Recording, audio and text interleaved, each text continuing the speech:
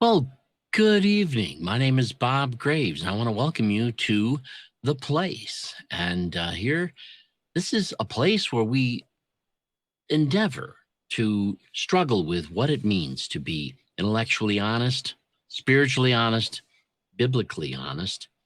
And of course, as we say that, we always remind you that we're not always sure that that's what we're achieving. That's what we strive for, and the only way to know that is by having open and honest discussions with others.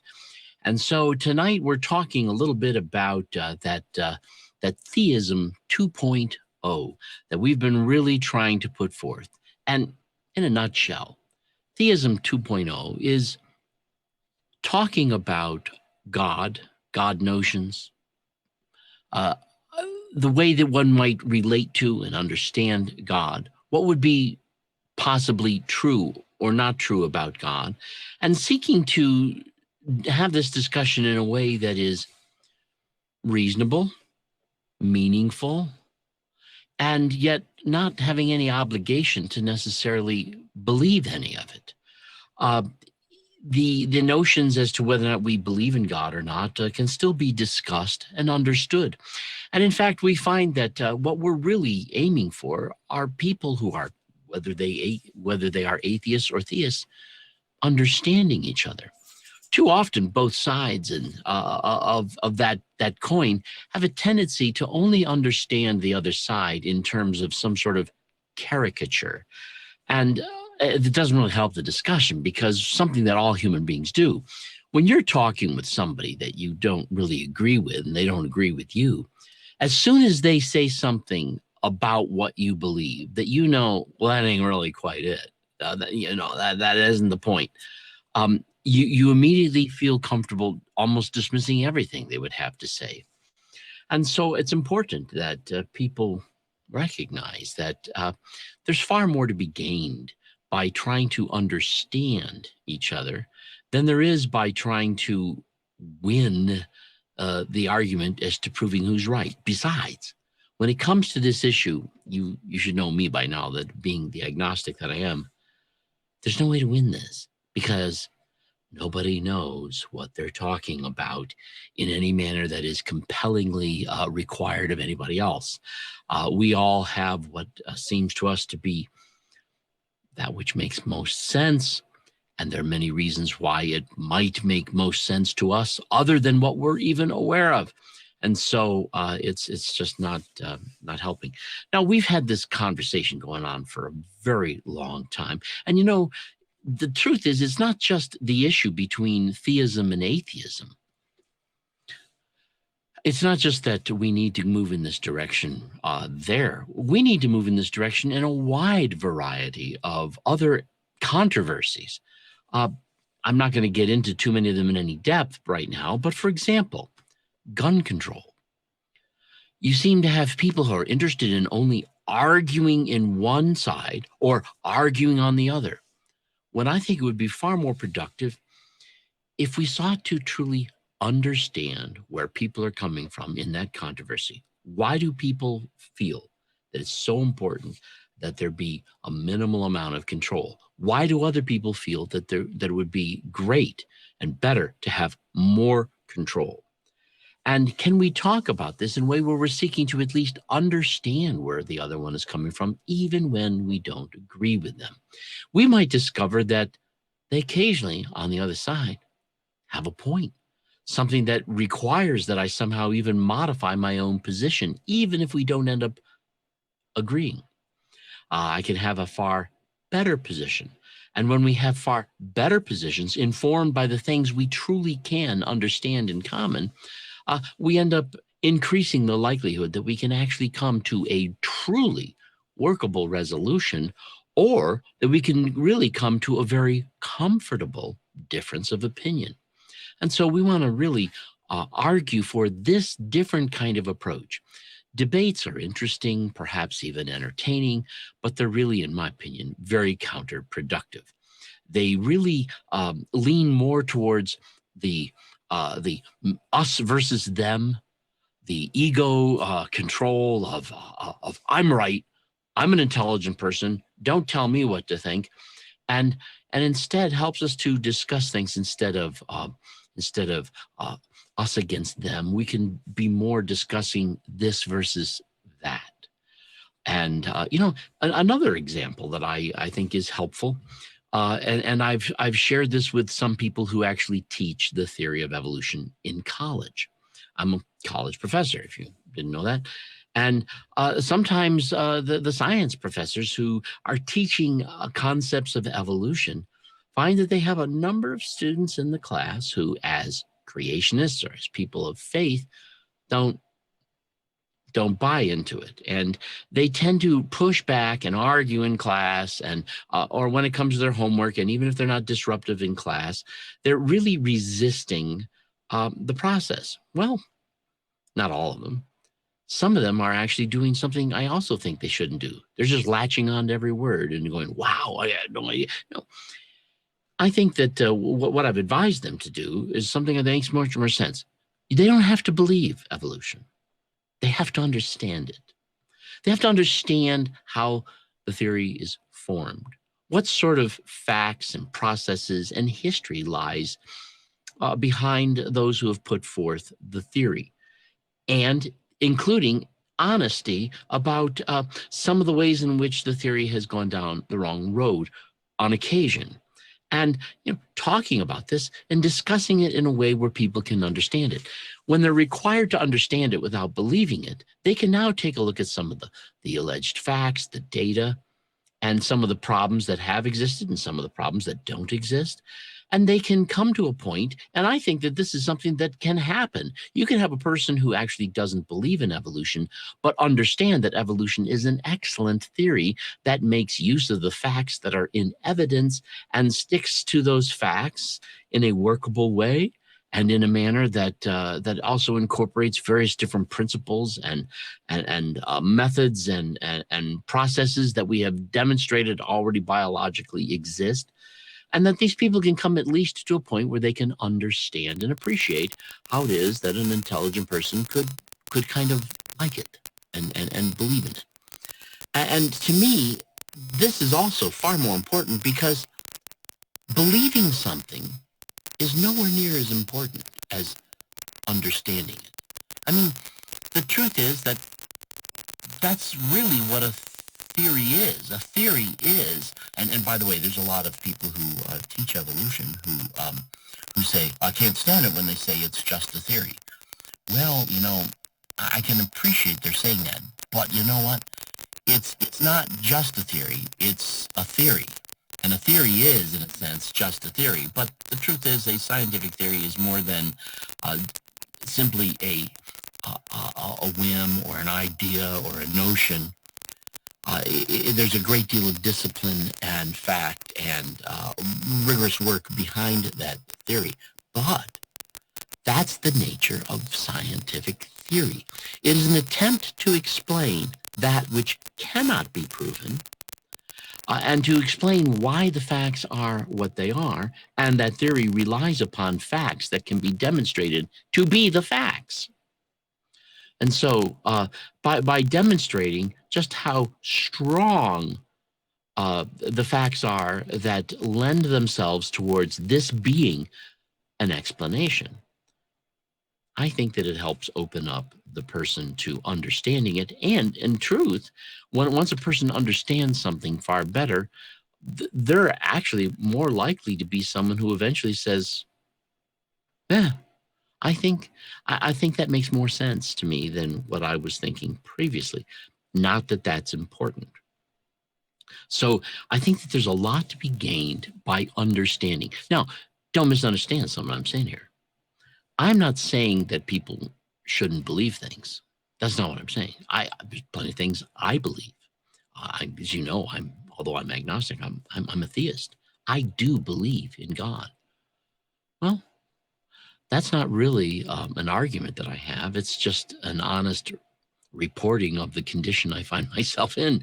It's just part and parcel of where I find myself, the directions that seem to have the best goodness of fit to me for reasons I might not even really fully appreciate or understand. It's where my cognitive dissonance is less than anywhere else. Well, so I'm not against believing, but I'll tell you what, I'm not impressed with what it is that I seem to believe. I don't think it possesses any compelling strength. I don't think it's anything of any interest to anybody other than perhaps just the mere fact that, oh yeah, I believe certain things. And well, okay, as interesting as that may be, that is something that nobody has any obligation to, including me. I have no loyalty to that which I believe. I'm open to understanding all sorts of things that might come my way. And as I understand them, you know what happens? That which I believe changes over time. And it changes over time because I am a person who's tried to be far more committed to understanding the issues that I'm facing than I am interested in determining, oh, am I on the correct side of the conclusions of these very complicated things about which some people think this way and some people think that way? Am I the one who's on the right side? To me, that is an uninteresting question, and it is something that even strikes me as counterproductive to the genuine going deeper with these questions and being honest about how some of these questions can be good questions and some of these questions can be troubling questions and some of these questions don't possess any power to them at all. And by looking at them, by seeking to understand them, I think we can make a great deal more progress and enjoy a great deal more tolerance. I know several atheists who, based upon the way they have explained why it is they find themselves in that situation, I can't imagine them being anything but that. And I have no reason to believe they should be anything other than that. And I know a number of people who are believers, and I have no reason to think that they should be anything other than that. I just don't think that what we believe is anything other than the probabilistic risk taking that we find ourselves as human beings, in some ways, incapable of avoiding. However, even though we are cognitively unable to avoid such conclusions in terms of how we think, how we would risk certain ideas, I think it's important that we recognize there's a big difference between what we believe and understanding what people believe. Anyhow, that's a little bit of my rant to introduce us to tonight's program, where we're going to be talking about Theism 2.0. We're going to be joined tonight with Dr. Jones, who will be with us in a moment. We're also joined in some ways by Jack, who's sitting in the back, and he's the one controlling all the switchers. When you see something change on the screen, he's the guy who's doing that for us. And also tonight we have with us Daryl Furlow. We love this guy. And so Daryl, if you're there and available to click in, good evening. How are you doing, Daryl? Good, good. How are you? I mean, just enjoying listening to the things that you're saying. Well, awesome.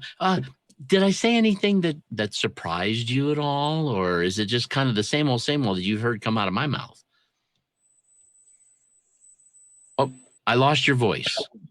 Uh-oh. Oh, there you are. Okay. I wouldn't say that there was any necessary surprises, but I don't get tired of hearing it.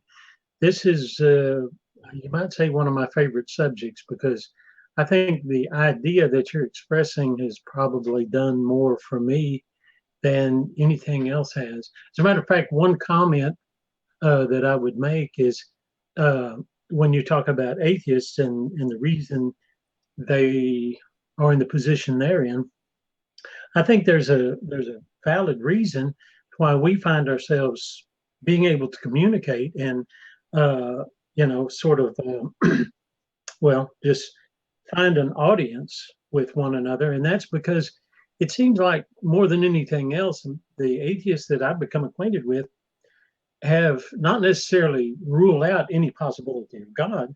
They've just rejected most of what they've heard about God. And, I can resonate with that. Yeah. Well, don't you think it's also true that there's no such thing as, okay, this guy's an atheist, and this guy as an atheist is like all the other atheists, and this guy over here is a theist, and like all theists, they're just all alike. We come in a wide variety of nuances and continuums and things like that. This is true of both atheists and theists. And in fact, I got to be honest with you. There are forms of theism I find repugnant, and there are forms of atheism that I find repugnant and troublesome. However, that does not mean that I would have that opinion about all theism or all atheism. But I mean, just as an example, there are some people who have this sense of presence. They don't know where that comes from. They don't understand it. They're not psychologists or blood serum specialists or people who understand exactly what this experience represents or what it doesn't. And what are they to make of this? And what about somebody who's never had that kind of experience in their life?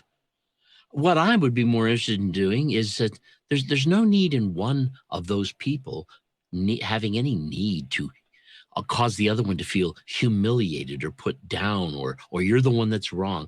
The truth is, the experience of that itself doesn't prove anything, and that lack of experience doesn't prove anything either. And so, fine, it certainly might help us understand why some people are most comfortable in the end making that conclusion, but it doesn't prove anything, and it doesn't have to.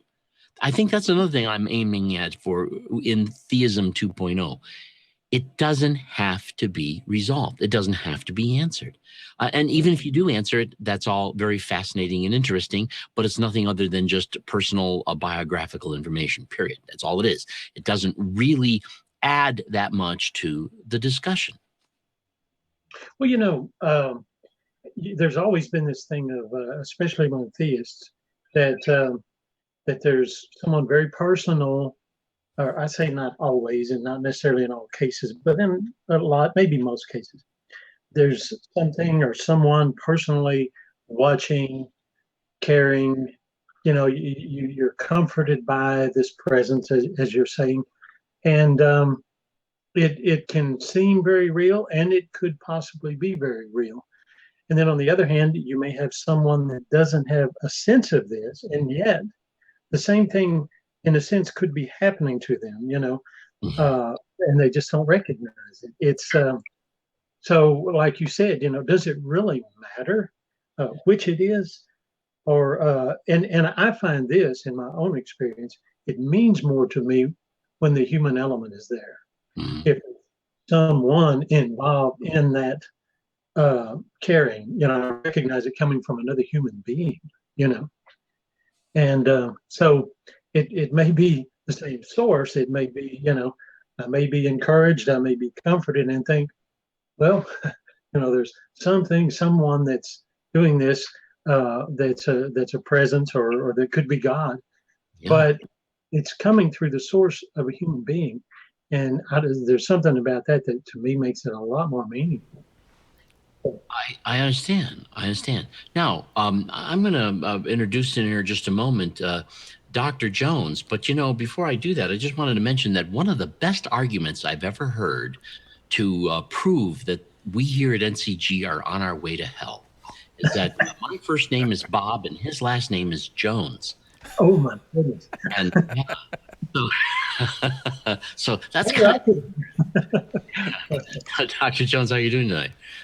I'm doing very well. I'm a little bit late tonight because, my wife, she's very much a compassionist. She's outside saying, honey, come here. And what's going on is she's saving this little kitten's life. And so she took the kitten inside and is doing everything that she can to make sure that the cat survives and the kitten will survive. But the problem? Well, there was a gentleman that evidently came close to running over it, and someone just put the cat out in the middle of the street or whatever. It's extremely small, and so my wife, she has this big heart for animals and people, and so right now what's going on is a little bit of animal rescue. But the good news is it was successful, and I've been reading some of the comments that are coming in. In fact, the very first comment for the show tonight is, "I hate my dog." I thought that was great. Well, maybe they typed it wrong. I hate my dogma. Okay, yeah, I get that. And hey, that was Umar who said that. And Ryan, he made a comment. He said the mint ball is strong with Bob. Wow. Yeah. Well, we have to make ourselves a little jingle here where we can just kind of push the button and every so often it'll play that Amaram. Exactly. But let me share this with you. This is some of the best logic that I've ever read in my life. If your dog craps in the house, that means he loves you, right? I don't know. Oddly enough, my one of my dogs did crap in the house about 3 weeks ago, and it was weird. But it was after I had ripped up the kitchen floor, and it was down to the old slatted subfloor. And somehow the dog, in needing to go out in the middle of the night, which is a rare occasion, found that was probably a good place to go. And I came down the next morning and then I saw it right there in the middle of the floor. That was weird. But I'm pretty sure that dog loves me. I just don't know what's going on there. Now, I've got to keep reading here because Ryan, he's making a great argument. He says crapping on your floor is a sure sign of unconditional love. I really believe that. Didn't Jesus speak about that, Bob, somewhere? He may have. I don't know. When I do it, I don't get that kind of response. Yeah. But okay, there's another one that follows. I love this one. I'm not bragging, but many dogs have loved me and my floor over the years. I love that. Yeah. It's also true that when cats are a bit upset, they can sometimes express their hostilities by finding a new place in the house to go. And sometimes they do that not just as an expression of hostility, but because they're disoriented. Yeah. And it's common with cats. But now a question has been asked about Daryl. And his mustache. It says, well, the question that was asked was Daryl's mustache one of the ships in Tron. Ooh. Well, it possibly could be, but if it is, I'm not aware of it. I'm not even sure what that means. Did you say Tron? Yeah, Tron. Yeah, that was the movie from Disney where everyone was inside the video game. Oh, okay. Because maybe I'm showing how stupid I can be at times. We're just having fun.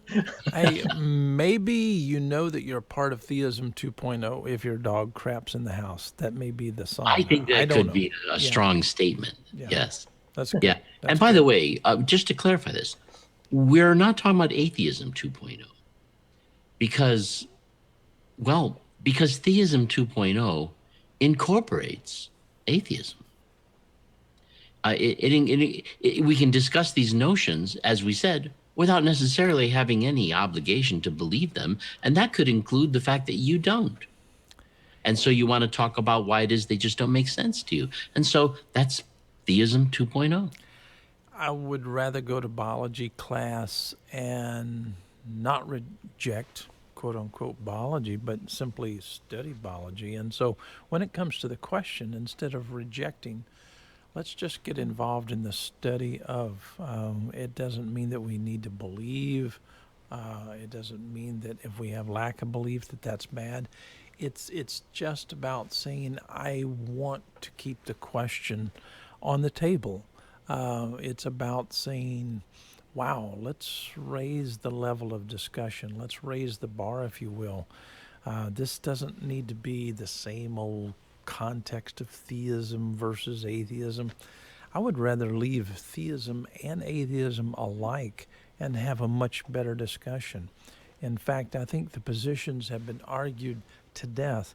My grandfather used to say something like this, and I think it makes a lot of sense. He said, when you ride a horse and it dies, get off of it. Say that again? He said, my grandfather used to tell me all the time, he said, when you ride a horse and it dies, get off of it. Yeah. Hopefully before that, but yeah. Yeah, but I guess my point is, this great debate, it isn't so great. And so I think that we need to spend some time in discovery. And I think that when we're trying to discover, namely when atheists and theists alike come together and learn how to look at the same evidence, I think our conclusions are going to be much better than having all of this, this feudal system going on. And so instead of taking an approach that says, well, let's place the alpha privative in front of it,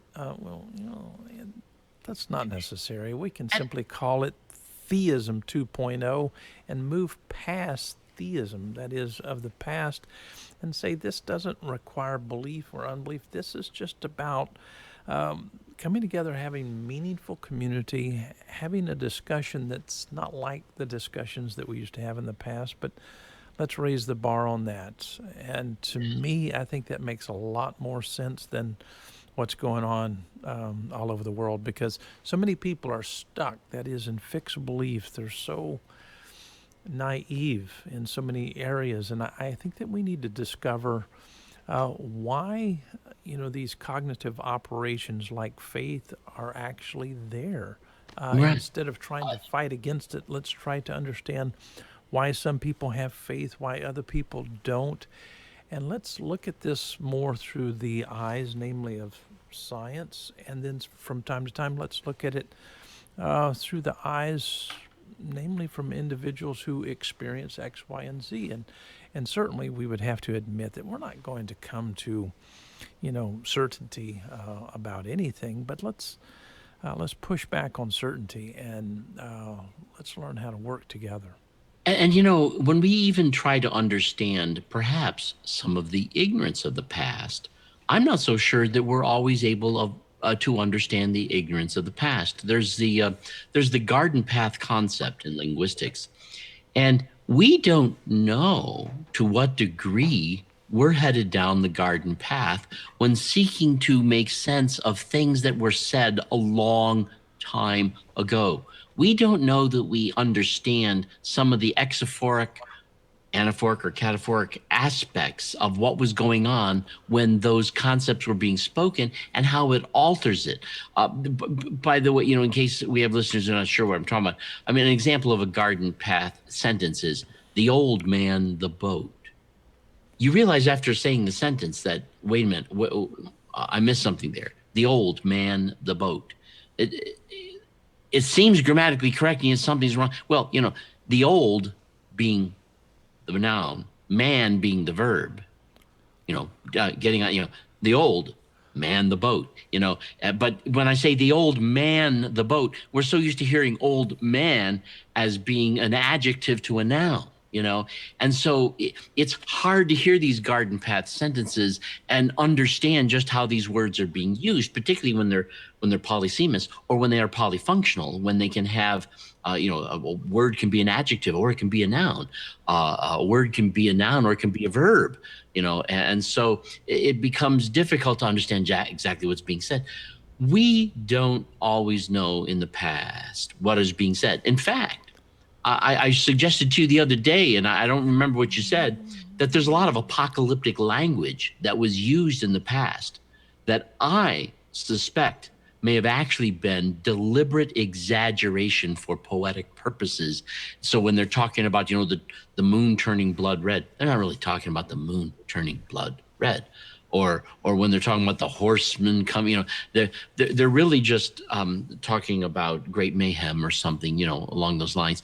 So it's symbolic language. In fact, we even know that there's some literature of that sort that was written in order to actually hide the meaning, so that you get the gist of what they're talking about, but you can't really hold them to it. So it allows them to say things that would otherwise be illegal to say.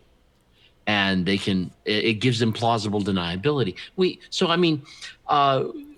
Even when we're looking at the apparent ignorance of the past, we can't even claim that they were as ignorant as they sound to us, because we're interpreting them with a garden pathed literalness that they may not have actually held on to. Excellent point. By the way, you were talking to me just the other day, or it was earlier today, about something I thought was awesome. We've often criticized this story of the 42 youths that are eaten and mauled by the she bears, and someone said, well, let alone the idea that 42 people are hanging around until the bears get around to them. It's kind of counter to that joke where it says, I don't have to outrun the bear. I just have to outrun you, There you go. That works. And this brings me to a major, maybe announcement, possibly. I don't know. But Vincent DePorter contacted us today. I've been in contact with him for several hours, just back and forth. We're going to talk tomorrow extensively, but he is the guy, and I'm going to read this because I don't want to get it wrong.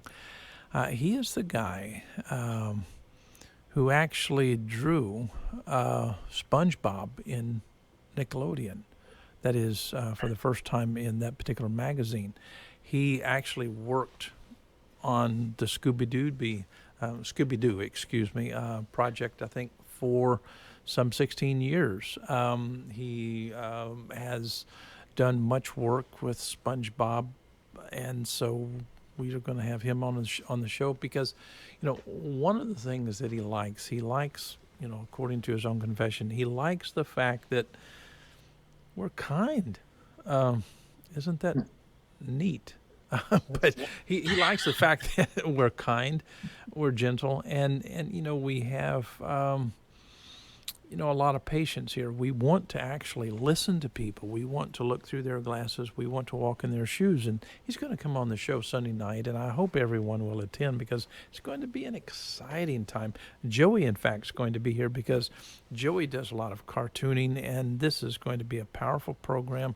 My wife's going to be here, and we have many others. But going back to Vincent DePorter, he is this gentleman who was raised as a Jehovah's Witness. I think for 3 decades, and if I'm not mistaken, but I could be corrected. But he went through this transition, and now he's an atheist. And, I love it when we have atheists on the show. I love the fact that we have atheists. I love the fact that we have theists.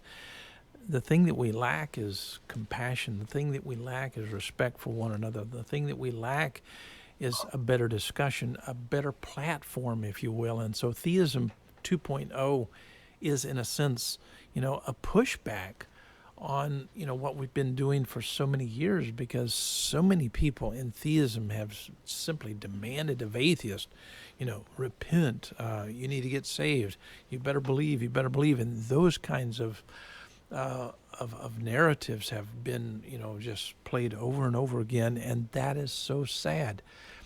But in Theism 2.0, what we can do is we can say, wow, I can use the term theism, and I can actually be an atheist. Yeah. In other words, we do have pastors today pastoring churches who are atheists. I think that is powerful. That is significant. And they don't have a problem doing that. Yes, and typically they know more about theology than the ones in the pews. In fact, I think they know more about theology than many in seminary. That's really funny because, if you're going to graduate from seminary A or B, you're going to have to parrot, what they think to be true concerning the text, and that's sad. I attended a church for 13 years where the pastor was an atheist. Awesome. And he was an amazing Bible scholar. And now he didn't stand up in the pulpit and say, well, this stuff is full of crap, I'm telling you. No. This was a role that he was in, but he would, when he spoke from the biblical text or something, he would try to talk about what this text would have meant and how it would be understood. And he would try to guide people in the church towards a scholarly, honest understanding of what's in the text and what it's saying, even if it's something he doesn't personally believe. And he brought that scholarship. Now, there were some people in the church who loved what he was doing tremendously, and then others who were very disturbed by it. And he was there for 13 years, and he finally resigned. The troubles that were involved in it was not. It had gotten to a certain point where he didn't like it, but for a long time there, it was awesome, you know. And by the way, he never really talked about what he really thinks. And so the truth is, it's even my conclusion that he's an atheist because he's never told me that he was. You know, he never said that. But it was obvious that he was simply bringing scholarship to the and he. My goodness, it was amazing. You know, people would raise questions. He could tell you what this theologian said, what that theologian said, and had some critiques about it. It was impressive. I thought it was just excellent in terms of being honest with the text for people. I have a question I'd like to throw at actually each of you. It's just something I was thinking about. The term theology. It seems to me, I guess there's a couple of ways to look at it, but it seems to me that it quite possibly has lost its true meaning today. If biology is the study of a certain thing, and ology is the study of, in other words, then why? I mean, is it research? Is it looking into? Is it trying to move forward with, or is it going over the same old material that's already there and just learning these the same old ideas? Well, I don't think that we need to look at a particular usage. For instance, I don't think that we need to get stuck there because so many people have, and I would think that it would be the best idea to simply keep moving forward. We have a term theology. It comes from two particular Greek words, and that would be theos and logos. Theos, typically is translated as God. And throughout the ancient rites, WRITES, we have lots of human beings called gods. And people love to earn the right to be called God. And some people use the term as a literary device. Other people thought, wow, this is beyond, what we understand as humanity. And so there are all kinds of ideas concerning, theos. And so that's the first thing that we need to understand, because when you're studying the idea of theos, you're not just studying the idea of God, but you're studying the idea of how all kinds of human beings became known as a God. That is, in a humanistic context. And so many people forget about those kinds of contexts. They only want to focus on these radical and reckless notions, and I think that's unfortunate. And so I think that when we go back to the table and start looking at theology across the board, we're going to find that there is an interesting thing that can be done with theology. And in this sense, I think that theology for many years has been the poetic side, namely a philosophy. Through the means of what has been happening throughout the ages in theology, many things have been given to us, that is, in the context of methodology, and we have been blessed by many theologians. Whether people want to admit to that or not is secondary to my point. But when it comes to theology, let's look at the logos part of it. And I'm not arguing that this compound word needs to be looked at as looking at theos and then logos, because that's like looking at butterfly and saying, let's talk about butter and now let's talk about fly. It would make no sense. But if we look at logos and its usages, we find that some of the writers use logos as a great collection of words, a huge document, if you will, much like an encyclopedia that would never have a period. In other words, it would continue to grow. It would continue to have transition in it. And many of the ancients respected that use, and out of that, they wanted something that could be articulated in this manner. Let's say, let's not put a period on what we think. Let's just put a comma there with something else to be found, discovered, and then researched and developed. And this is where a lot of people went with the idea, and therefore a lot of these things were added to terms. And so we have these compound words that started coming together over the years, that is in English. And what's meant typically by theology, by many people, would be this is simply the study of or researching the notion of the question of theos, yes, of God, but the usage of God in many other aspects of not just the past, but the present and possibly the future.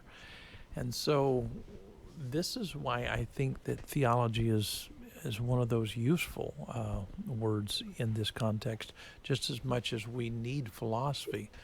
The good and the bad and the ugly we need to admit to and move on. Let's develop a better philosophy. And I would love to see a day in which atheists could develop a better theology, a useful theology that would transform people's lives, because through stories, through narratives, through analogy, this really helps in, for instance, in cognitive therapy. A lot of times, story is used in order to transition people from one point of view to another, and this happens all the time. And I'm simply saying that this may be an advantage, namely to the much larger conversation that does need to Can I take give you an place. example of that? Yes. I remember one time I was talking to a person who was very depressed and struggling with a great deal of self-loathing, and a strong believer in God and suicidal. And I told this person, I said to them, well, look, you have no way of knowing if there was to be a suicide, if that would end up with your having to face God and deal with all of your issues all at once.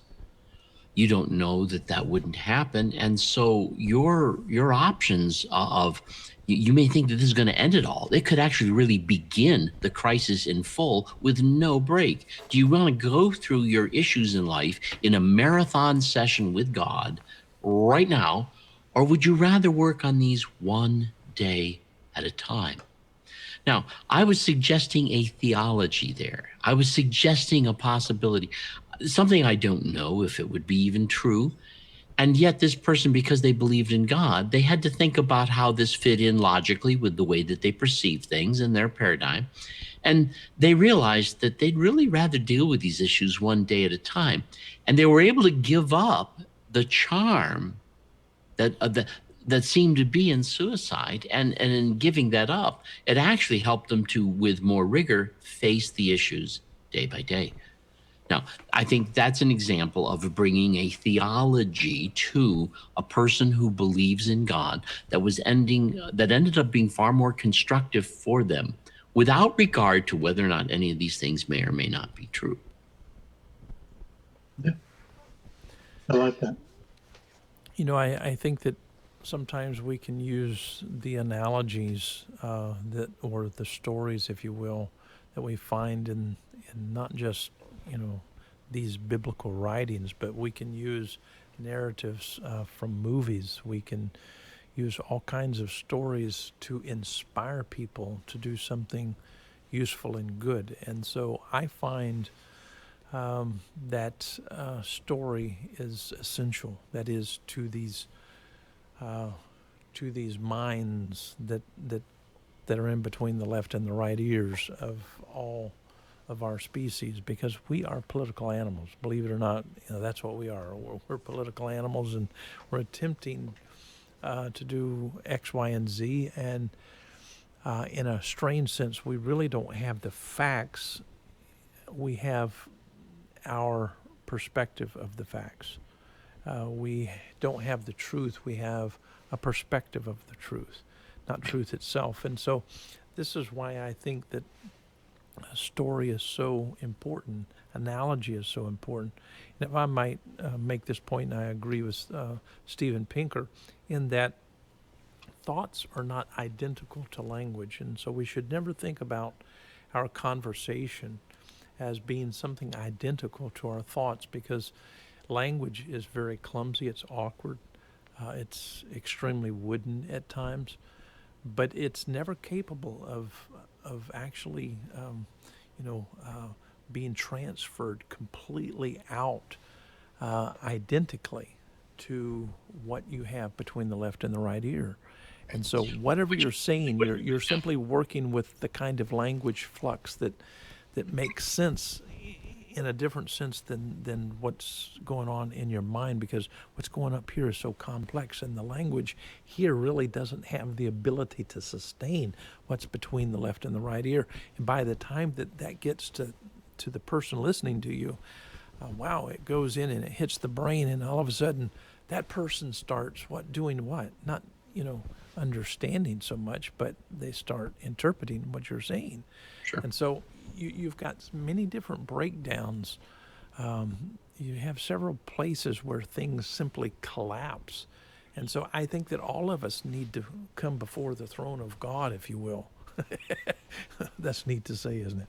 We need to come before the throne of God and say, wow, we need a place where we can be honest enough to say, even the words that I'm using are not conveying completely my thoughts. It's an attempt, but it's filled full of problems, and I need to admit to that. And by the time that it gets to your ears, you're going to start interpreting it, not based upon just what I said, but you're going to take, the genome factors that make up the complexity of what's called you. You're going to attach that also to what I have said. So with all this compression and decompression that's happening, that your ears somehow sense, there's a lot of stuff going on. A clear example of this is if you've ever watched a baby or a child, a young toddler who's not quite speaking, solve a problem, like figuring out how to escape their crib.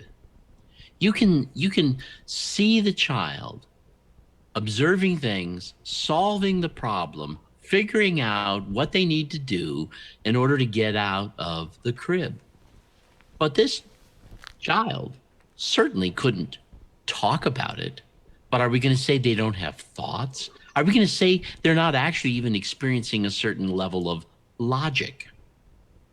Why would they lift themselves up in a certain way? Or why would they put their foot up above on one of the railings in order to lift their body up?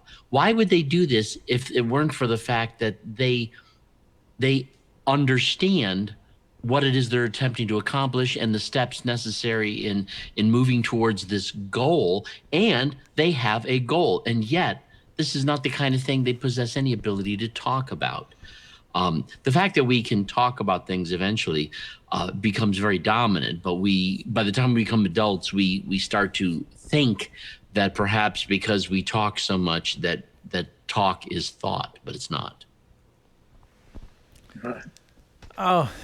What are we going to do about Sunday night? Because I really want to get, more viewers Sunday night, and possibly our viewers tonight can give us some ideas. Because I think this gentleman who is an atheist, I think he's going to put much on the table. When I talk with artists, they're a little bit different than scientists. They think sometimes in a different way. They take different approaches. And so I'm interested in listening not just to scientists, but artists. And this has me extremely fascinated, this program coming up. Yeah, maybe we could, who knows, maybe we can, I was going to say take advantage of things like Patrick and SpongeBob and Scooby-Doo, but maybe not. But also people who work with cartoons, these are people who really specialize in humor. Oh, and and humor is the attempt to lead people in a particular direction and surprise them with another direction, and to do so in a way that allows us to actually even really laugh at ourselves. And so to me, humor is ingenious. It really is, and it's a particular kind of genius. So I'm very curious to see what somebody who really has specialized in the humor and entertainment of what he has been doing, well, the way he might share what it is he's thinking and how it is what his story is. I think that'd be great. I'm looking forward to it. Excellent. Daryl, did you have anything to share that's just off the wall? Well, in answer to your question, if I understood the question right, I think this would be a good time to contact any of our atheist friends, that might bring people to listen in. Because, as we've already discovered and been talking about, all atheists aren't alike, all theists aren't alike. I mean, you can't lump the groups into one category of, ideas. And I'm just wondering what someone like Aaron Ra, how he would respond to this guy, or if they, it seem like the same, or they would find some interesting differences in their presentation or whatever, And that's what you're talking about, isn't it? Getting people to listen in and join us. I think that we've had a couple of good suggestions. Here's one. We could advertise it this way. Tune in Sunday for the creator of SpongeBob. Explain how he has no creator, LOL. I like what Umram's saying here. He says, get some arguments and some upset, and people will tune in. That's what I was so pushed, and I can't tell you how pushed I've been over the years. Oh, you need to bring in people that have a lot of tension, and you need a lot of fussing, you need a lot of this and that. I mean, some people like Jerry Springer, and I'm going to let Jerry Springer do what he's doing, but I'm more interested in developing a concept like this. Some people are not interested in the kind of thing that we do, possibly, and I used to state years ago something along these lines. We're not building buildings, we're building people's lives. In other words, we're attempting to do something that's better than just building a damn bridge or a house or some kind of monument.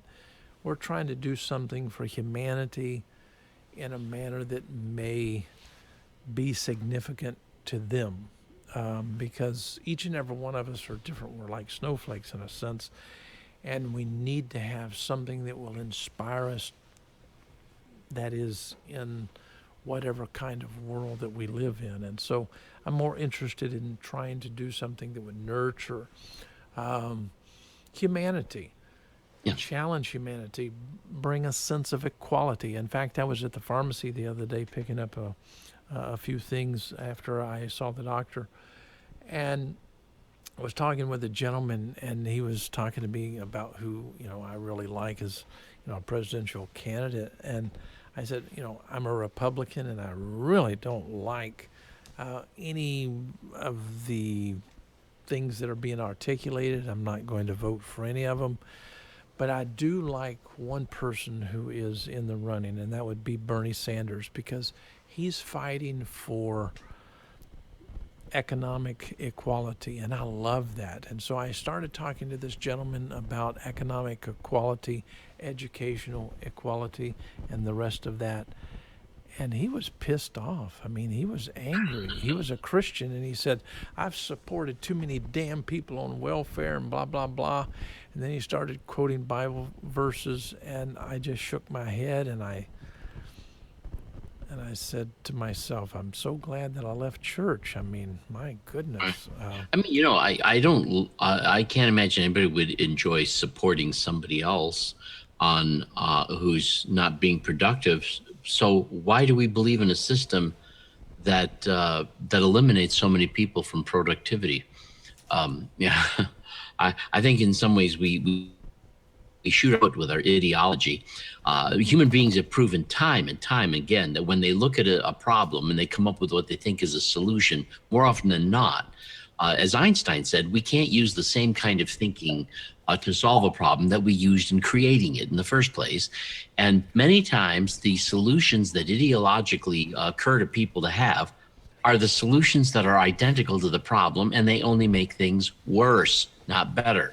Well, I'll tell you what, do this and it'll show them, and you do it. And does it show them anything? No, it doesn't, that's not how people work. It's not how they think. And unfortunately, when we make our decisions based upon loyalty to an ideology rather than loyalty to results, I think that we're,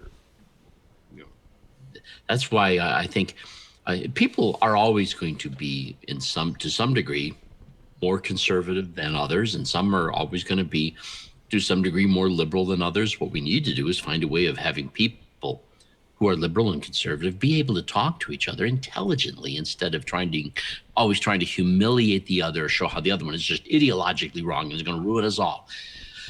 It amazes me how when we talk about taking this country back, we're actually talking about taking it away from people who are also Americans. Wait a minute. Hey, I think what's going on, people are trying to take this country backward. Yeah, it's not back, but backward. Yeah. It is a shame, and it makes it difficult to talk because some people are so convinced of their. This is another reason why we like Theism 2.0. We're actually interested in having people who believe talk with people who don't, and seek to genuinely appreciate and understand this is where they're coming from, and this is why, and this is how it fits, and this is and to be able to appreciate that. And my goal would be that this is the kind of a conversation where nobody is humiliated, and people are allowed to be different, and you don't denigrate them in your mind silently while you tolerate them. It reminds me of a physician having good bedside manners. You don't walk into, the examination room and the person says, "Oh, I have this problem," and you call that person an asshole or whatever. I mean, you've got to have a better approach than that. And so many times in the conversation, when it comes to these debates, if you will, which I don't think are great at all, it's like people are trying to have these gotcha moments. They're trying to insult one another. They're in a strange sense, they're pretending that they're competent to the question. Yeah. And I think Theism 2.0 reminds me of people who will say, I'm not even competent to that question. We do have naturalism, and through the eyes of naturalism, it's certainly true that, wow, what kind of methodology would we even use to look at evidence if we actually had evidence in front of us? I don't know. And right. So with the kind of science that we do have today, I would have to admit, I can't see that God does exist. But I think that what's happening with many theists, they're starting to realize what so many atheists have been saying. And I'm talking about the ones who are being kind and gentle and patient. And they're starting to say, wow, maybe my belief set, maybe it's a cognitive operation that's not working in concert with what I really know.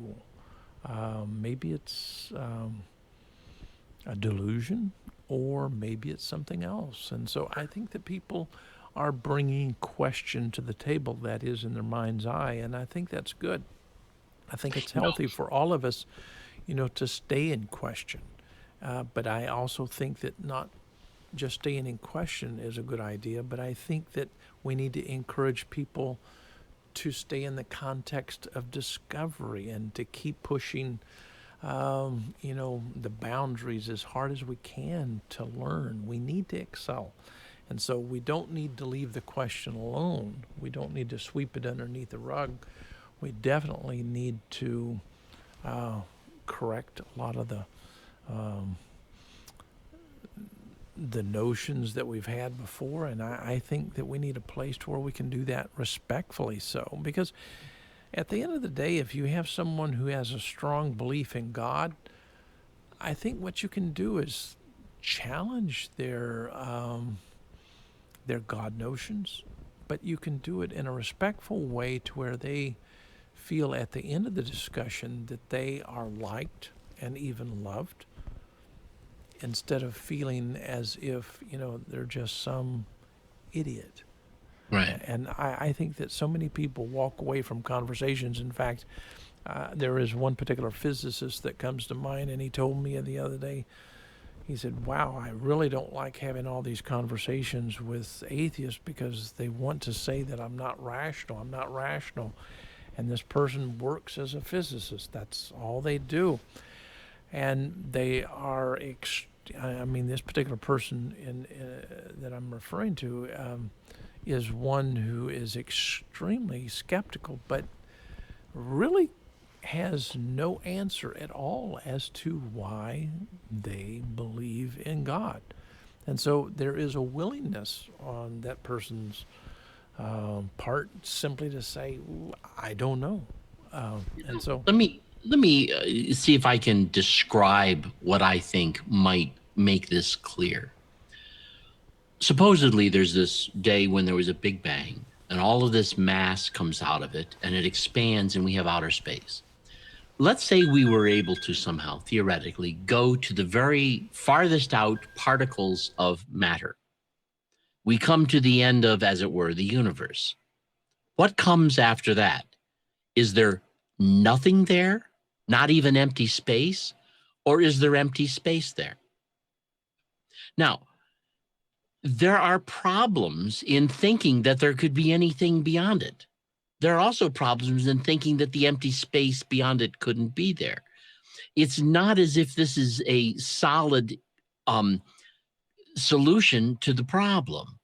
So why should people who are persuaded that that there probably is empty space after it, and people who are persuaded that no, space actually ends there and there isn't anything there, not even emptiness, just because they all have their scientific reasons or the things, should they be denigrating each other? Should they be looking down at one another? Should they be regarding the other one as being, you're an idiot? The truth is, I don't know that we can really know which one is really right. And even if some people think that they're really right, how can they expect everybody to be able to agree with them when it requires being able to understand certain aspects that some people aren't really capable of appreciating or understanding? And you just might be one of them, So I think that when it comes to this question, there can be a respect for people comfortable with a conclusion other than the one you have. Yeah. So I don't know. Does that make any sense to you, Dr. Jones? it makes sense. But my grandson called me while you were talking. I want you to listen to him laugh. I mean, isn't he cute? I mean, that's what life is about right there. He's not only cute, but he's smart if he can talk. Yeah. No, that's awesome. And who's getting him to laugh? Okay, that's my daughter-in-law. Yeah. Oh, did you hear him say "Papa"? Cool. Yeah, Cool. that's So just too cool. now, is he laughing at her or laughing at you? Oh, he's laughing at me all the time. He can just look at my face and start laughing, and that's rational to do, by the way. But yeah, but he loves, when he comes to me, he typically says hammer time because we always watch this. I think it's called Gangnam Style, and it's when this gentleman invited MC Hammer to be on the program along with him, doing this wonderful song, and he loves to dance to it. But I wanted them to be on the show just for a moment. But Connor, can you say hello one more time or say Papa? I think Papa might have hammer time. You gotta come sit right here and look. Where is Papa? It sounds like he's tired. Hey, I love you Yeah. guys. I've got to Love you go. too. Have a good show, guys. Okay, love you so much. Bye-bye. All right, bye-bye. It's wonderful to have children. If you don't have children, get some. I mean, that will encourage you to move toward Compassionism 2.0. It will move you to say, life is a lot more than just science. I mean, it's about trying to form relationships in a meaningful Yes. manner that just really just sends you to the moon. And in fact, I call my wife God all the time. In fact, I have many gods. All of my grandchildren, they're all gods. I mean, I worship them day and night. They are awesome. And possibly Daryl feels the same way. And by the way, some people are saying hammer time. Yes, hammer time. I mean, you ought to watch us all get together and dance when MC Hammer gets up there. And I think the guy's name, and correct me if I'm wrong, Daryl, is it Sky or Shy Squeamishow or something like that? He does this Gangnam style.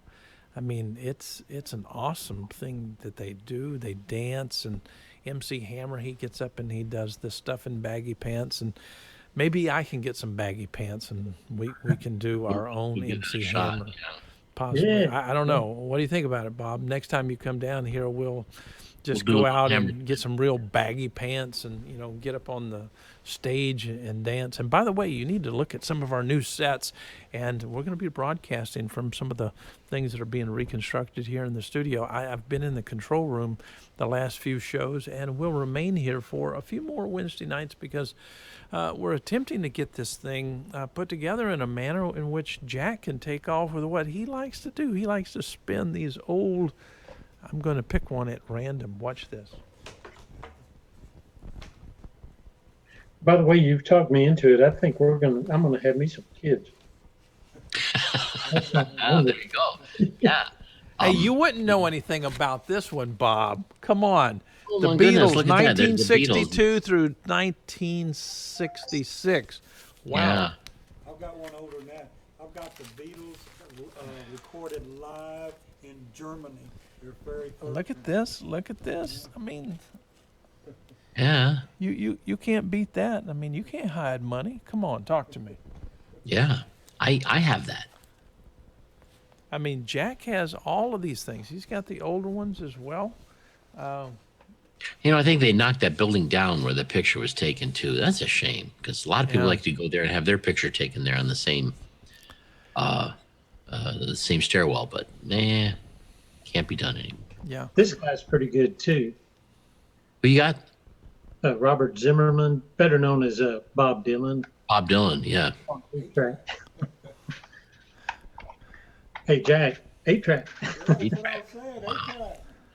Wow. We got one behind us. Okay. Wow. I would like for our viewers to think about being on the show because we'd like to hear from you, not just in chat, but maybe we could set up a Google Hangout to where all of you guys could just jump in because we really want to get to know you because you're really special to us. We want to hear what you think to be true on so many different topics. And so hopefully, the place here is making a bit of sense to you, and hopefully we can have some good times in our near future. But it was wonderful to get a call from my grandson. My wife's going to be jealous, but she's taking care of the cat or the little kitten. I mean, it's a little gray and white kitten. It's awesome. And I can tell Jack in the back, he's getting jealous. He likes cats. Yeah. Yeah. Okay, let me pull another album and see if you can figure this one out.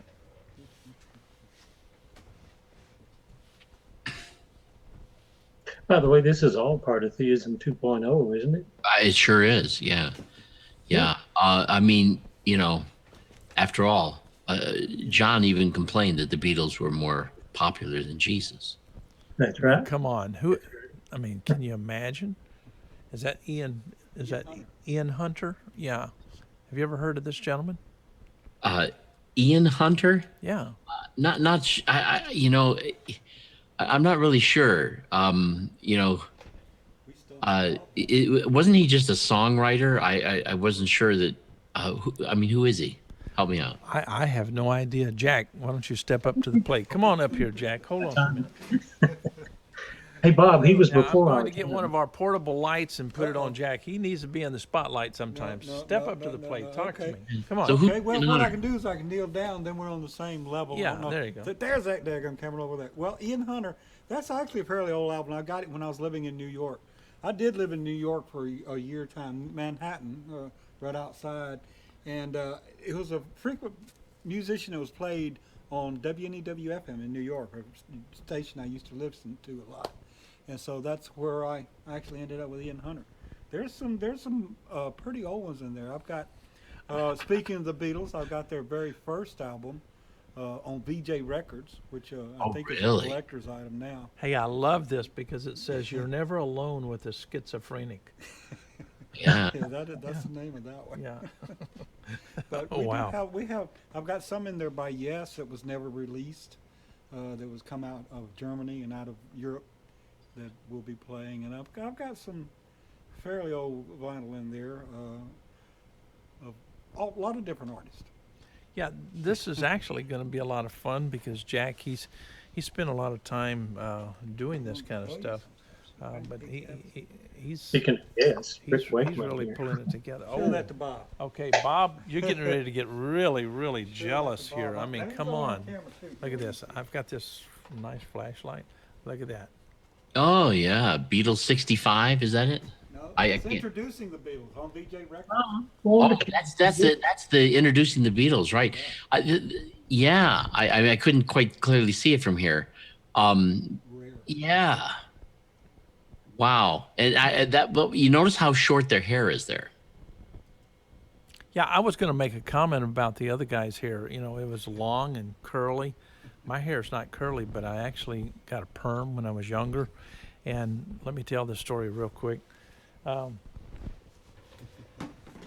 It was rather strange what took place. We were doing this passion play, you know, what we used to do years ago in fundamentalism for Jesus, helping Jesus to save souls. And I was all into that. And at that particular time, I was just, you know, into it with both feet, unfortunately.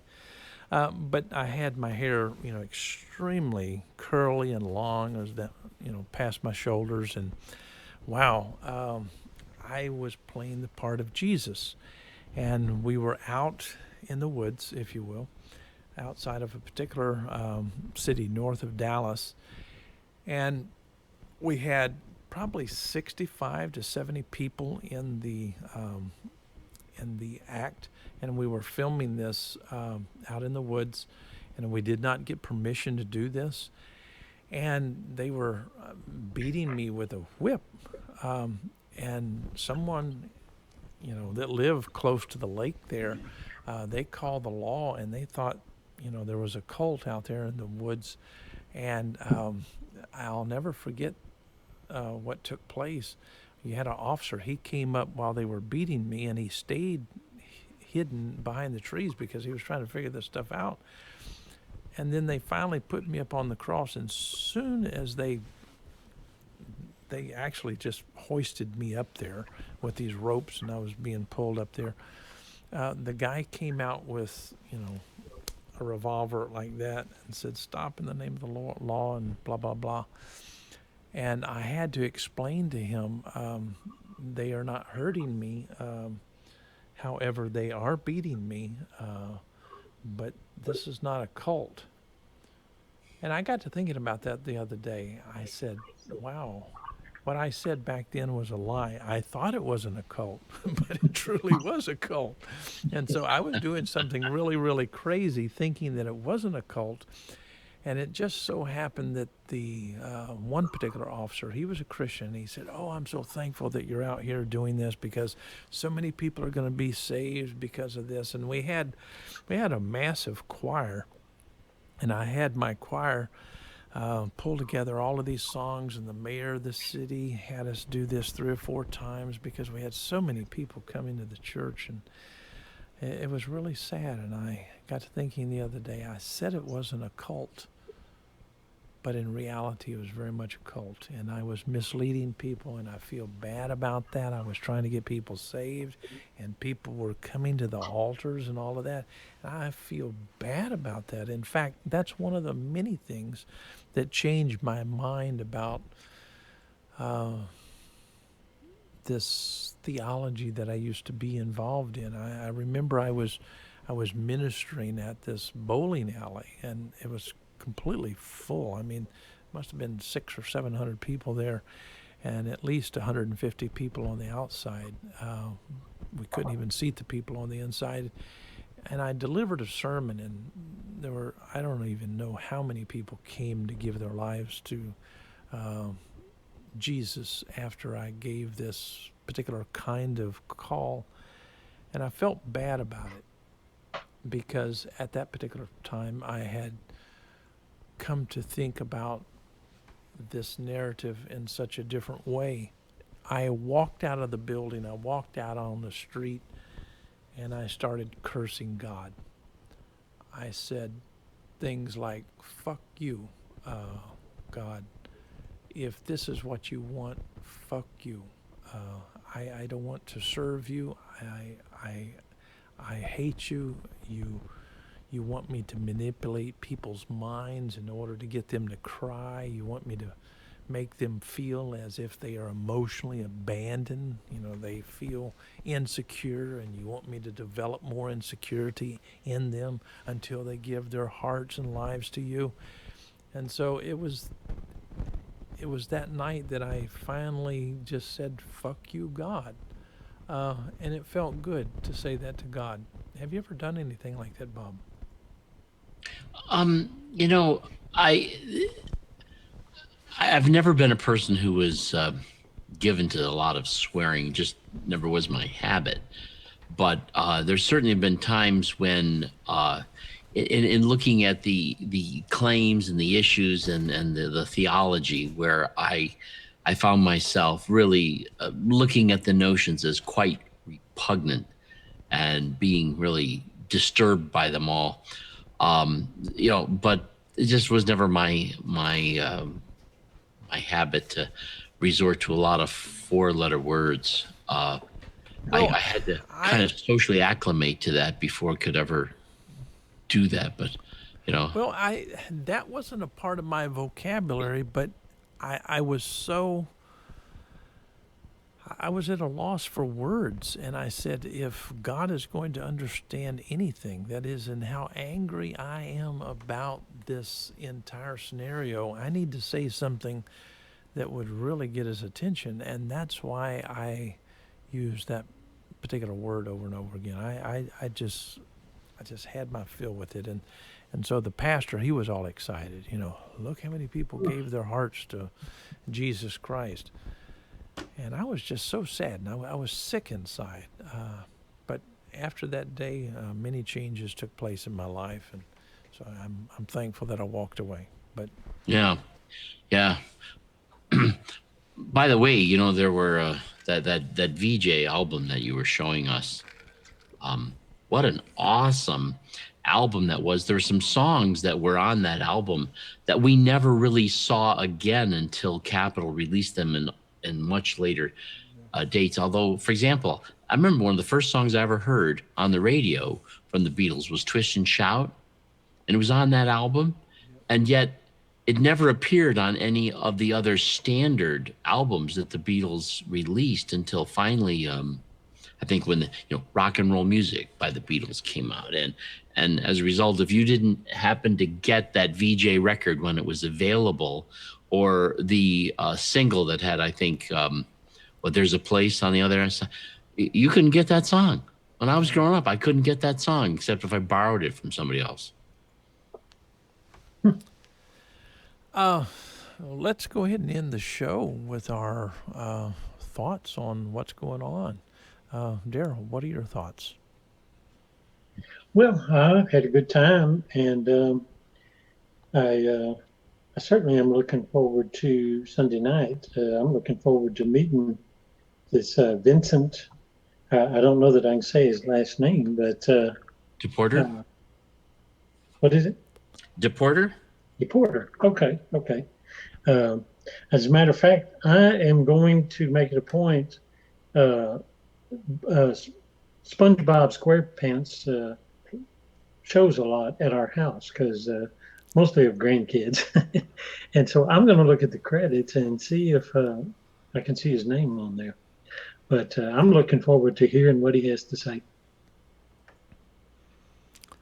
I mean, this guy, I think he worked 16 years with Scooby Doo. I mean, that's really, really impressive. And so Yeah. he's done a lot of interesting work. And so I'm thinking we're going to have a wonderful show. Bob, final thoughts. I'm looking forward to our pushing the notions of Theism 2.0. I'm looking forward to the many discussions we don't even yet know we're going to be having with various people, and I'm looking forward to what I hope will also be the outcome of it, and that is a far more respectful conversation. And if I had to be honest about something that I hope would come out of it that maybe shows some of my bias, is I'm hoping that out of Theism 2.0, we can destroy a lot of sick religion.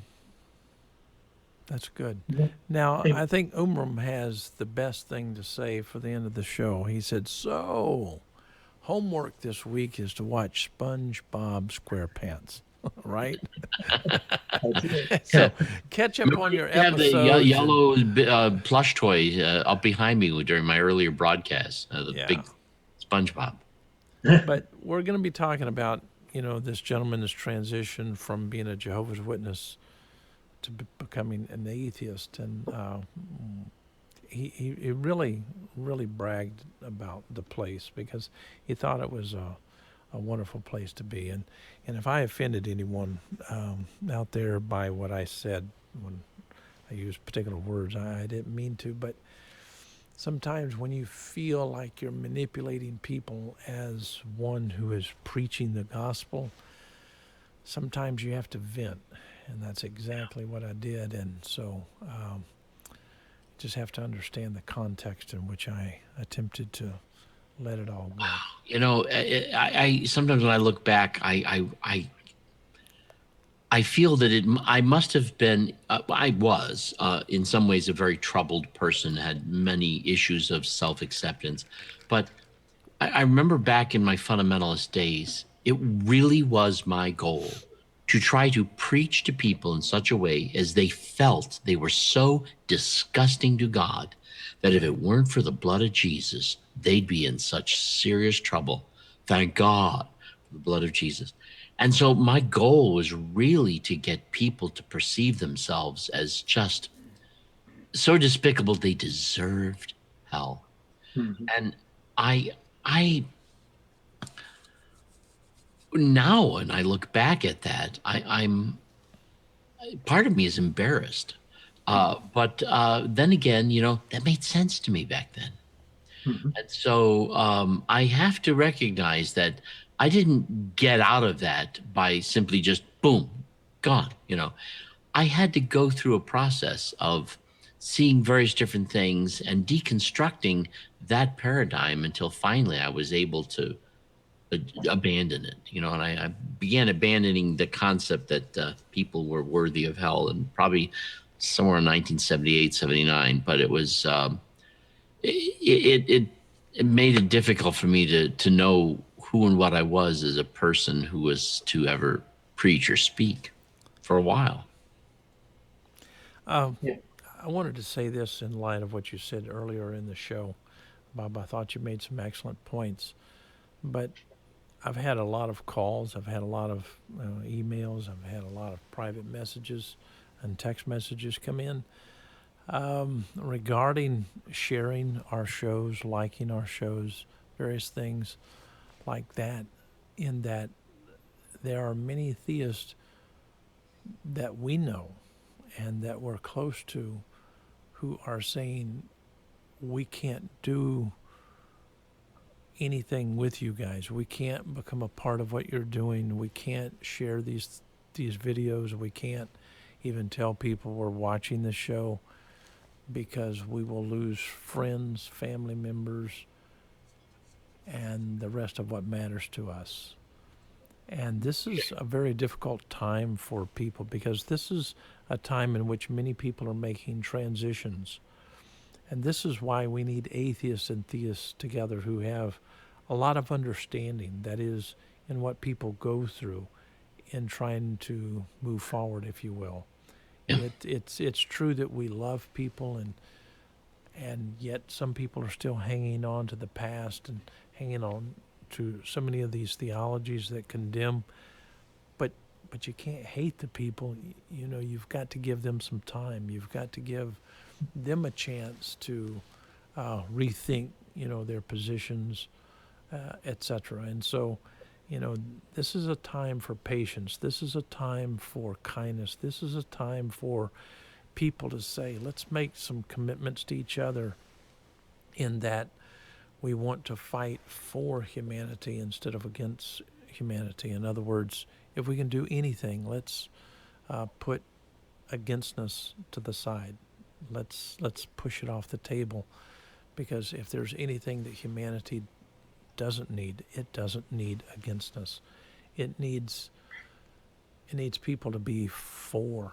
And there are so many people that have, you know, they have this, and for lack of a better word, I'll simply say, so many people are suffering from theological depression. So many people, because they've heard all of this stuff all of their lives, you know, they don't know what to do when questioned by atheists who have brilliant questions. They don't know what to do with this, and so it's challenging them mentally. It's challenging them spiritually. And so they go into a sense of theological depression because there's such inner conflict there. But they need a place to go to where atheists and theists alike can come together and say, hey, slow down. You don't have to feel so frustrated. You don't have to feel so down. This is a place where we can maybe get better. We can help one another. And so it becomes almost like a koinonia cafe. Koinonia in this context would mean it's a place where we jointly participate.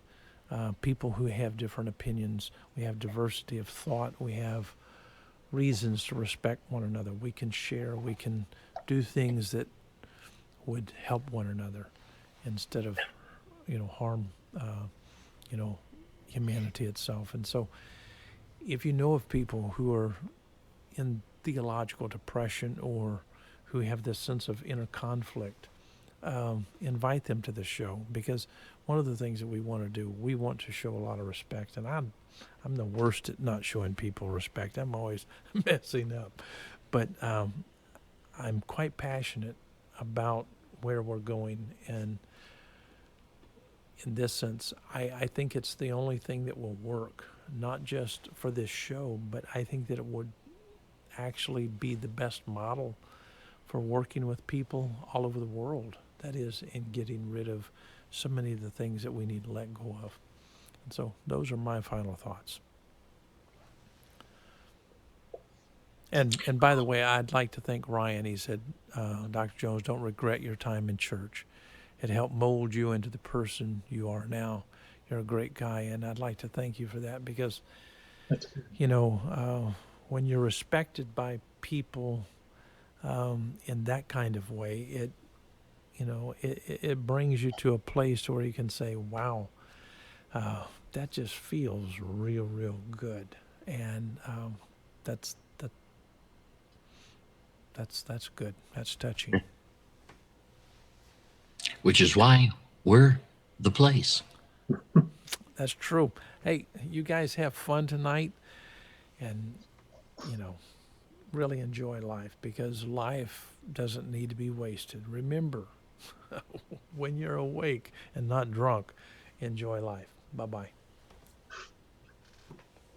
Good night.